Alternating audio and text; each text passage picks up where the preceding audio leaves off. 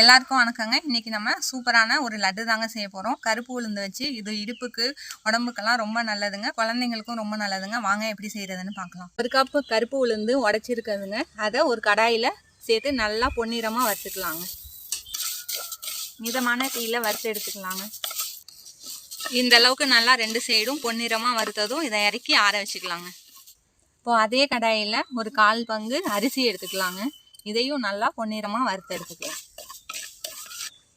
அரிசி நல்லா இந்த அளவுக்கு பொரிஞ்சு வந்ததும் இதையும் இறக்கி ஆற வச்சுக்கலாங்க.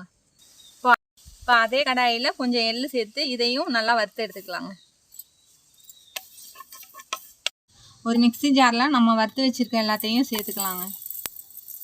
இது கூடவே ஒரு 4-5 ஏலக்காய் சேர்த்து நல்லா பவுடராக அரைச்சி எடுத்துக்கலாம். இந்த அளவுக்கு பவுடராக அரைச்சாச்சு. இப்போ இது கூட ஒரு 3/4 கப் வெல்லம் இல்லைன்னா கருப்பட்டி சேர்த்துக்கலாங்க. இப்போது இதை அரைச்சி எடுத்துக்கலாங்க. இது கூட சூடாக காய்ச்சிருக்க நெய் சேர்த்து லட்டாக பிரிச்சுக்கலாங்க. அவ்வளோதாங்க, சுவையான கருப்பு உளுந்து லட்டு ரெடி ஆகிட்டுங்க. இது குழந்தைங்களுக்கு ரொம்ப பிடிக்குங்க. ட்ரை பண்ணி பாருங்கள்.